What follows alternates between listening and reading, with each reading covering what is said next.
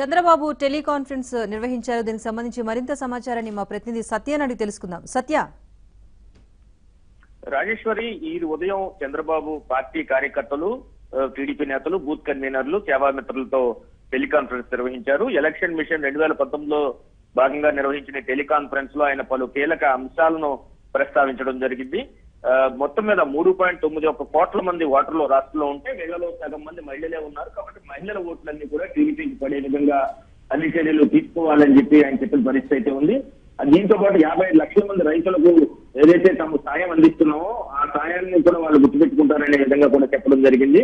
ఇక పింఛను, ఇతర సంక్షేమ పథకాలన్నీ కూడా భారీ స్థాయిలో పెడుతున్న నేపథ్యంలో ఈ ఇళ్ల నిర్మాణం కూడా 2019 మేనిఫెస్టోలో పెట్టి ప్రతి ఒక్కరికి పట్టణాల్లో, గ్రామాల్లో ఇళ్ల నిర్మాణం చేస్తామని చెప్పారు. అయితే వీటన్నిటికంటే ముఖ్యంగా వైఎస్ జగన్మోహన్ రెడ్డి మీద చాలా కీలకమైనటువంటి వ్యాఖ్యలు చేశారు. విపక్ష నేత మీద ఉన్మాదుల్లో విచారణలో FBI ఏ విధంగా విచారించాలనే దాని మీద జగన్ సంబంధించినటువంటి పాఠాలను పెడుతుంది అని చెప్పి కూడా మాట్లాడడం జరిగింది.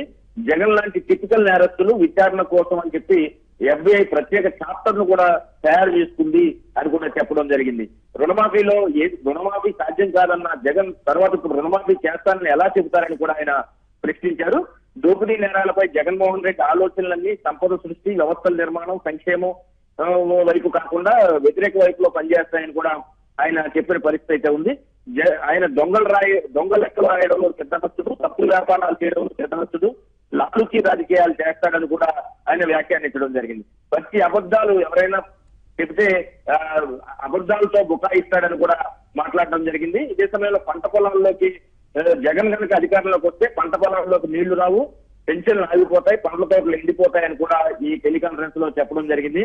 ఏపీని దెబ్బతీయడానికి కేసీఆర్ కుతంత్రం పన్నారు. ఆంధ్రప్రదేశ్ పై అసూయతో జగన్ తో లాలూచి పడ్డారని చెప్పి పక్క ముఖ్యమంత్రి కేసీఆర్ కూడా ఆయన ఈ టెలికాన్ఫరెన్స్ లో తీవ్రంగా విమర్శించారు. ఓర్వలేనితనంతో ఆంధ్రప్రదేశ్ లో జరుగుతున్న అభివృద్ధికి అడ్డంకులు క్రియేట్ చేయడానికే పోలవరం ప్రాజెక్టు పూర్తి కాకూడదనే కేసీఆర్ కోరిక. దీని మీద అనేక అడ్డంకులు సృష్టిస్తున్నారు అటు కేసీఆర్, ఇటు జగన్మోహన్ రెడ్డి కలిసి అని కూడా ఆయన వ్యాఖ్యానించిన పరిస్థితి అయితే ఉంది.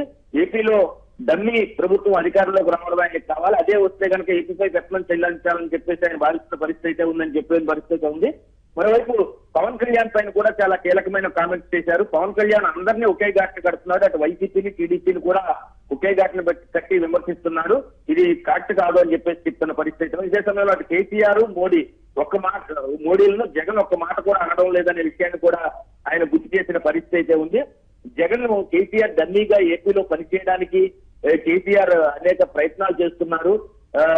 ఇదే పేదలకు శాశ్వత సమాధి కట్టినట్టే జగన్ గారికి అధికారంలోకి వస్తే హైదరాబాద్ లో ఉన్న వాళ్ళని ఒకవైపు వేధిస్తున్నారు. హైదరాబాద్ లో మన వాళ్ళ ఆస్తుల పట్ల చాలా తీవ్రంగా వ్యవహరిస్తున్నారు కేసీఆర్ అని కూడా చాలా ఘాటైన విమర్శలు చేశారు. నరేంద్ర మోడీ, కేసీఆర్ ఖచ్చితంగా ఆంధ్రప్రదేశ్ వ్యతిరేకులే అనే విధంగా కూడా ఆయన మాట్లాడడం జరిగింది. మన నేళ్లకు, మన ప్రాజెక్టులకు వాళ్ళు అడ్డుపడుతున్నారు. కేసీఆర్ కు తృప్తి, ఎంత డబ్బు ఉన్నా కేసీఆర్ కు తృప్తి లేదు.